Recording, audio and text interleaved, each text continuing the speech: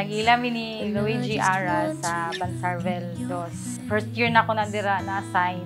Then siya po, mo ipag-graduate niya 2014. Nagkailami ni Emily way back atong 2014 sa akong barkada.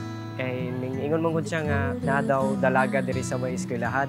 Gisugo na ko siya nga magpangayog number ko. Musugot, okay kung dili musugot, okay ra gyapon. I-add ko niya sa Facebook, nag-chat-chat din sa Messenger. Moto nanguyab siya. Isugot pud na ako pila ka bulan. You are just a dream that I once knew. Never thought I would be right. Sa kadugayon na mo panagkuyog, nag-decide namin nga magpakasal mi, pero may parahanda. Wala man na mo na kuan nga na tungnan mi nga na COVID, mo to na cancel. Mo to wala na siya nadayon. Karon nag-decide na pud mi nga magpakasal na pud mi. Ito normal naman ang kinabuhi sa mga tao, wala na pandemic.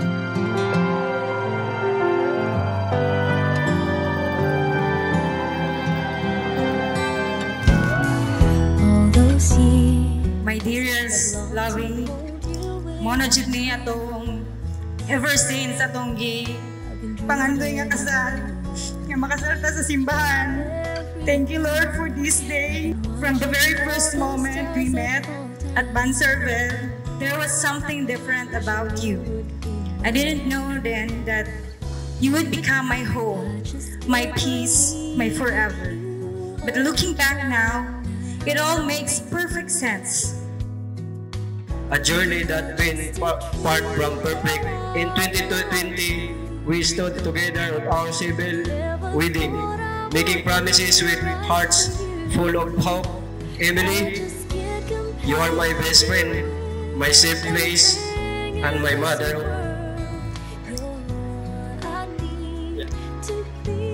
Two wonderful child.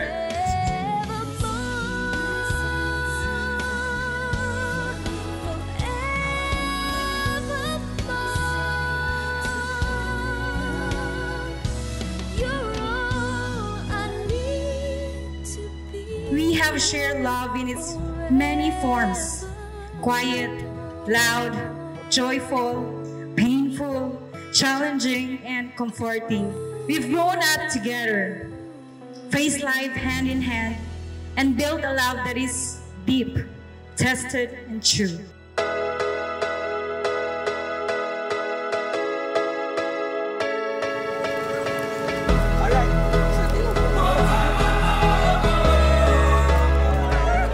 Una, ang nagustuhan ako kay Emily, gwapa, tapos butan, magyunahunaon sa amuang mga anak. Maski maldita siya, siyempre, ang lalaki magpaubos naman kita para lang sa kayuhan sa amuang pagpaliguyog. Thank you for coming. Thank you.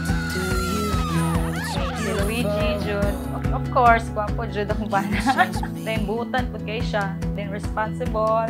Taas kay pasensya dun sa kuha. Nakita niya akong worst nga batasan. Nagyapon siya para na ako. Ni-stay dun siya.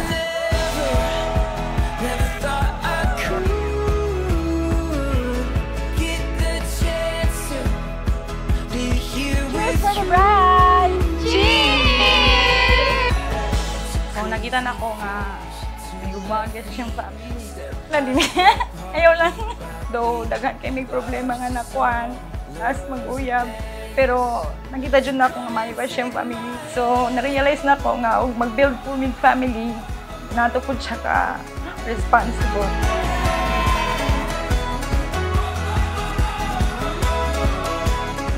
Salamat sa imo ang pagmahal, ato ang duha ka anak. Salamat sa pag-anto sa kuang batasan, mintras na usahay, masinggitan ti ka or makasaban ti ka, pasaylo ako, tapos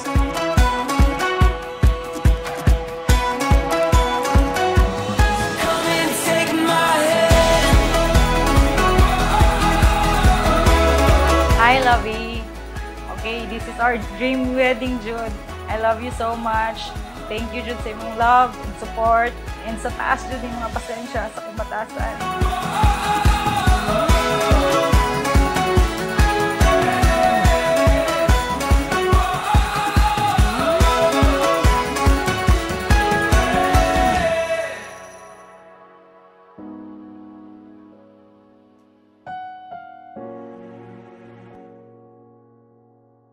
Kining sakramento sa kaminyoon, sakramento kini alang sa kaluwasan. Sa ato pa ang inyong pagkahimo karon nga banang asawa dili para kaninyong duha, kung dili para sa simbahan. Kamo mao'y kura paroko ug assistant nga kura paroko dina sa gamay nga simbahan nga mao ang pamilya. Two old friends meet again, wearing all the faces, talk about the places they've been. You have loved me through my worst and brought out my best. Today, standing before you again, I vow to keep choosing you every single day. I promise to continue laughing with you, dreaming with you, and growing with you. Maybe this time it'll be love and they'll find. Maybe now they can be more than just friends. Emily, I choose you today, tomorrow, and for the rest of my life. Thank you for loving me, for building this beautiful life with me, and for being the heart of our home. I love you. Always up, always well.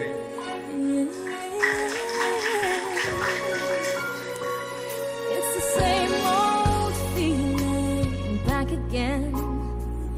It's the one they had way back when. Sulog kining singsing, timaan sa akong paghigugma, pag-unong kanimo, Labi, isulog, kining singsing, timaan, sa akong pagigugma. Mag-unong kanimo, sa ngalan samahan, sa anak, sa Espiritu Santo. Amen.